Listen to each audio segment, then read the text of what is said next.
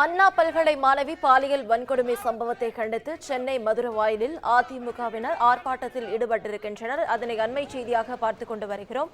இதுகுறித்த முழு விவரங்களை வழங்க செய்தியாளர் சுதாகர் நம்மோடு இணைப்பில் காத்திருக்கிறார். சுதாகர், வணக்கம். விவரங்கள். வணக்கம் நவீனா.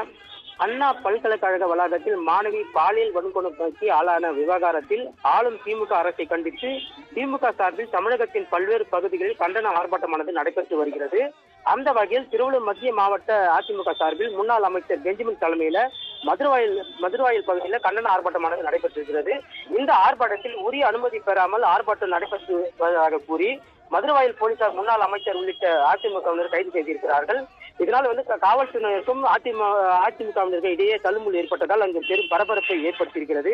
மேலும் ஆர்ப்பாட்டத்தில் ஈடுபட்ட முன்னாள் அமைச்சர் உட்பட 100க்கும் மேற்பட்ட அதிமுகவினர் கைது செய்ததால் அங்கு தற்போது பதட்டமான சூழல் ஏற்பட்டு வருகிறது. நவீனா,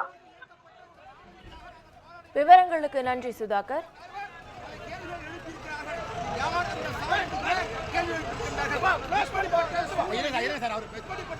ஜனநாயகத்தின் அடிப்படையில் நாங்கள் போராடி வருகின்ற எங்களை இன்றைக்கு இந்த அரசு ஆளுகின்ற அரசு இதை தடுத்து நிறுத்துகிறது என்று சொன்னால் ஆக ஒரு நாட்டில் போராட்டத்திற்கு தகுதி இல்லையா? ஒரு ஜனநாயக நாட்டில் பாதிக்கப்பட்ட மாணவிக்காக போராடுவதற்கு இந்த ஜனநாயக நாட்டில் பாதுகாப்பு இல்லை, எங்களுக்கு அனுமதி இல்லை என்று சொன்னால் வேறு எதற்கு இதுக்கு அனுமதி அளிப்பார்கள் என்பதை நாட்டு மக்கள் உணர்ந்து கொள்ள வேண்டும். இது ஏதோ அனைத்து அண்ணா திராவிட முன்னேற்ற கழகத்திற்காக நாம் போராடவில்லை.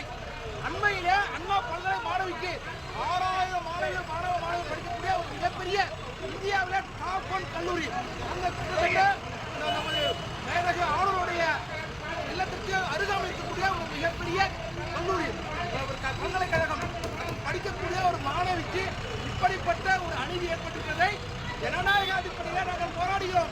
ஜனநாயக அடிப்படையில் போராடுவதற்கு இந்த அரசாங்கம் தடை விதிக்க வேண்டும் சொன்னால்